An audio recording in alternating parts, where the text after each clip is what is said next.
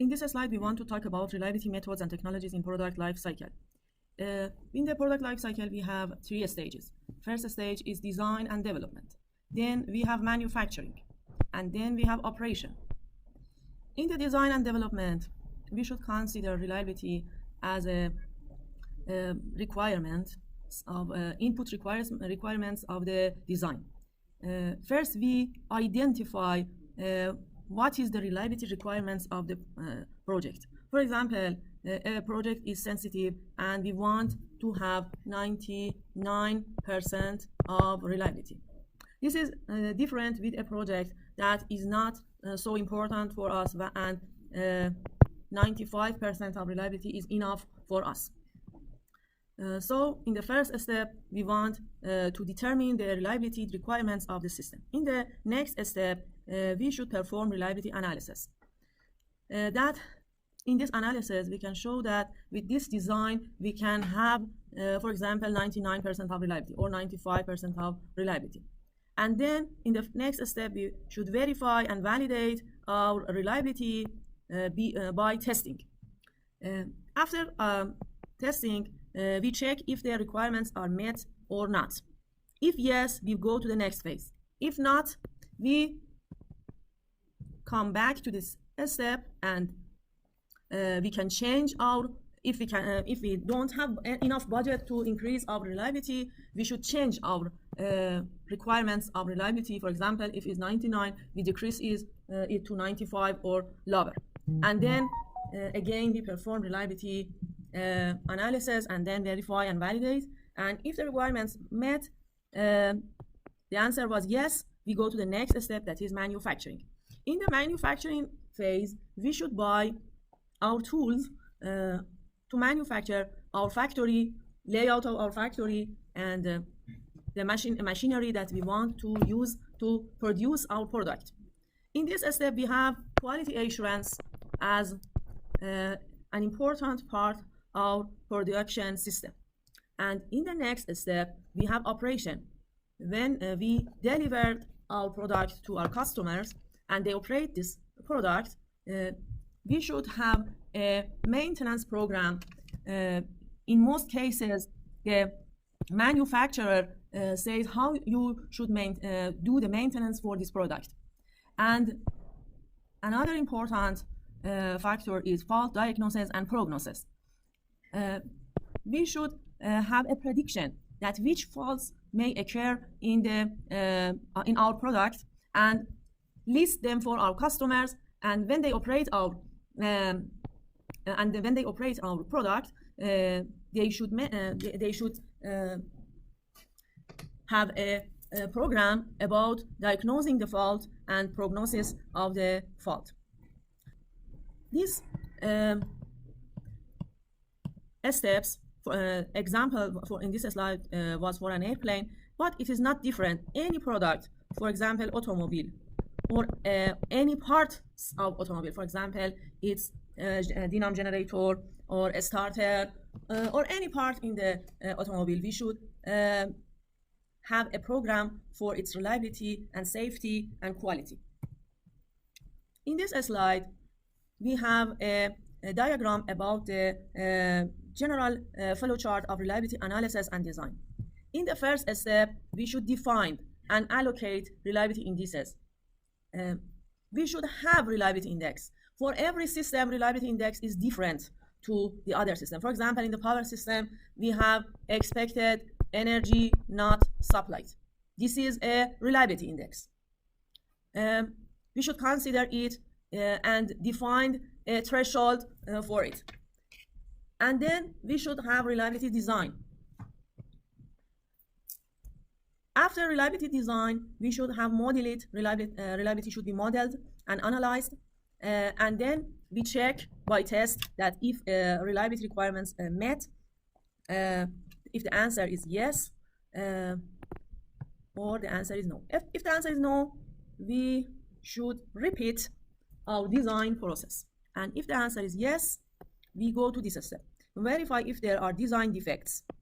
We check it again about the defects in the design. And again, we go to verify and validate phase. In the last step, we have the verification and validation phase with different tests, which is unique for every product according to standards. We have standards that we check the quality of the product according to these standards, and if they can meet the requirements, we can have the validation of our product. Reliability methods and technologies in product lifecycle. In the concept definition phase of our program, our tools are prediction and models.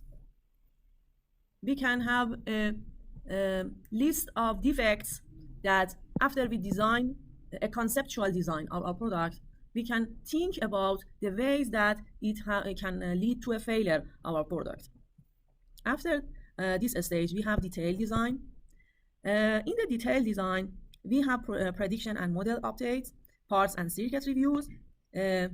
What we have in the first step, we can improve in this step, in the detailed design, and have a better prediction of the faults that can occur in our product. After this step, we have design verification. In this step, we use test, data analysis, and root cause analysis. Root cause analysis means that we think about any cause that can lead to a failure in our system. And in the production and field support,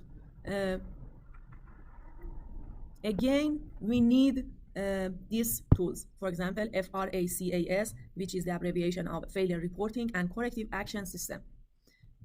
We produce our product and we have sold it to the customer, but still we have a reporting system that reports the manufacturer, the failures of the system, of the product. And these failures can teach the design team about the ways that we can lower our failure in the product and the corrective actions that is possible that we used in our product. Data mining, we can have a lot of data from a product that in service. For example, an airplane that is in service can have a lot of data for us. And we can use root cause analysis for every failure in the system. The concepts of pre-phase tasks we have here in this slide. We can perform stress analysis, BIT building test analysis, FMECA, item and process selection, failure rate MTBF prediction, reliability models, block diagram, and fault tree. That these items will be explained in this course in the following sessions. In this step that we have prediction and models update, part and circuit review, we have prediction and model updates, test requirement definitions, and DFMECA. DFMECA is an abbreviation of design, failure mode, and effect analysis. In the next step that we have test, data analysis, and root cause analysis, we can have test failure tracking, reliability testing, for example, HALT, accelerated live test. For example, we use higher temperatures to simulate, for example, 20 years in 6 months. We test, for example, a starter motor for 1 month. In every 2 minutes, we have a start. We have a start. A starter begins its rotating, and it can turn on the machine. We repeat it every 2 minutes, and in this way we can simulate its behavior in, for example, 20 years. In 1 month. For example, you have in 1 minute, in 2 minutes you have a start, for example, and in 1 hour, you can have you can have 30 starts. In 20 hours. In a day, you can have 30 starts, and for example, in 30 days, in 1 month, you can have, if we calculate this, 30 multiplied by 24 multiplied by 30, you will have 21,600 times of start for an automobile.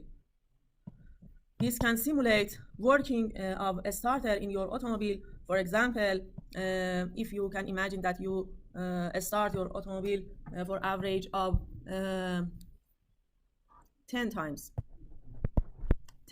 in a day, you can divide it by 10, and you will have this for 2,116 days. 2,116 days, and you can divide it to a number of days in a year, and this answer is about 6.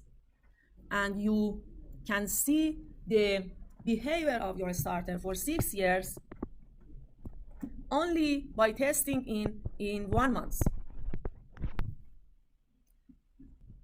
That is accelerated life test. Engineering verification test, that you can send your product to another laboratory to test it for you. Production tests, root cause analysis, and fault tree. And in this step, after production, we have field and production failure tracking. This means that we track the failures of our product even when they are sold and are in the hands of customers. And we should have root cause analysis and fault trees for this step also. Reliability methods and technologies. Techniques used in reliability design process. We will teach these techniques in this course. For example, we will have reliability block diagram in the chapter 4 and 5, and fault tree analysis. In the Billington, I don't remember in which chapter, but we have it. Design failure modes and effect analysis. It is not in Billington book, but we teach it. Process failure modes and analysis, PFMEA. Failure reporting analysis and corrective action system. Reliability growth test. Highly accelerated life testing. Physics of failure analysis depends on the product that we are developing it. So it cannot be teach in this course because it is different. For example, physics of an airplane is different our physics of train, our physics of automobile. We have different physics of failures for different products. So it should be performed for every product by the reliability team or the design team. Reliability prediction techniques. About this, I can say that if you divide your system to its essential parts, for example, you say that my system have 12 essential elements, and for every element, you can have a test and predict its reliability. Then you should determine how these 12 elements are related to each other. For example, they are series or they are parallel, or a mix of series or parallel system. How is the relation of the component of the system? And then you can predict the overall reliability of the system. Organization and leadership. In companies that they are committed to produce their product with high reliability, they have organization for reliability. For example, one of my friends who was working for Chrysler company in USA and he has presented a lecture about reliability that it is still in my apparat page. You can see this presentation in your free time. He said that in Chrysler, we have a department. We have a department of reliability. And for building this department, the leader of the system should believe about the importance of reliability in the system. You cannot start about improving the reliability of a product without the support of the leader of the system. Leader of the system should believe in reliability. In a factory in Kashan, I asked the CEO of the factory about the reliability. And he said to me, what is the meaning of reliability? He didn't even heard about it. And he was building the components of our petroleum industry. Unfortunately, our industry is very careless about reliability in their products. Organizational quality and reliability assurance. The building block of reliability is knowledge and training system. Every person in the system, from the leader to development, research and development team, and engineering team, or every worker in the system, should believe and have knowledge about the importance of the reliability. The next important part of the reliability assurance is evaluation and monitoring system. If we don't have monitoring system, we cannot improve our reliability, or we cannot have any sense about our reliability. After we have gathered our information, we should use it to improve the quality. If we gather the information and data, but we cannot use it, or we don't want to use it, our product won't have any improvement. And in the last step, we have risk-based quality systems. The concept of risk in this term will be taught, and we can have sessions about it to calculate the risk of a system and find ways to decrease the risks of the system. Organizational quality and reliability assurance, a step-by-step change of quality system from quality control to risk-based quality. Then changing the quality assurance approach from quality control to the category of quality in time, and updating the reliability to improve the safety and reliability of the system's operation. In this slide, we have an explanation about organizational quality and reliability assurance. Revision of processes, regulations, and standards according to the latest technologies and knowledge of the industry. I think that is clear that the reliability team should have a good information about regulations in each country, standards, world standards, and national standard, and it should be familiar with technologies and knowledge of the industry that is responsible for improving its reliability. We cannot improve the reliability without knowing the regulations or standards or the latest technologies and knowledge. How we can improve the reliability without knowing these items? Organizational quality and reliability manual development. Organizational quality and reliability manual development. In the first step, we should have general information about the reliability and quality. And then we should have project organization of the reliability. It means that we should know that how we can perform quality and reliability in our project. And then we should have a program about the assurance of reliability and quality in our product and team. A team of engineers should work on reliability engineering, and then maintainability engineering. For example, you sell a product to a customer, and when you sell the product at the doors of the factory, it's healthy, but the user don't perform the maintenance, the maintenance needed for this product, and this product fails sooner in sooner time that we predict.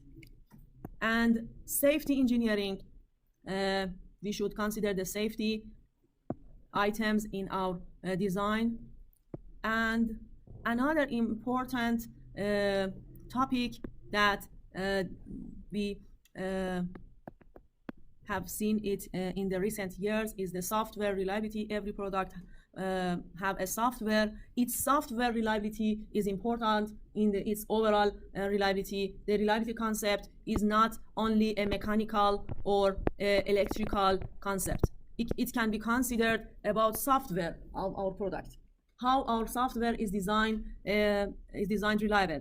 We have a branch of testing the software in the faculty of computer engineering. Some students are working about testing the software. And the training, reliability training, from the leader of the system to engineers, design team, or every worker in the system should believe in reliability by training. Some reliability standards are presented in this slide. MILQ 9858 in 1959. MIL Handbook 470, Designing and Developing Maintainable Products and Systems. MIL Standard 471, Maintainability, Verification, Demonstration, and Evaluation. MIL Standard 781, Reliability Testing for Engineering, Development, Qualification, and Production. MIL Standard 785, Reliability Program for Systems and Equipment Development and Production. In this slide, we have a review about the methods and technologies in each phase of our developing the product. Techniques used in reliability design process. We should first note about the phase of the process. The phase of the process will determine the reliability techniques that can be used in this phase. Then we should define and allocate reliability indexes for every product. For example, for power system or for every product, we can define different reliability indices. There are a lot of papers, journal papers about defining new reliability indices, which can help us about defining the status of the system. Reliability requirement, allocation techniques, quality, function, deployment. Reliability modeling and analysis is it can be considered about physics of failure analysis, reliability prediction techniques, reliability block diagram, and fault tree analysis. With these techniques, we can model the reliability and analyze it.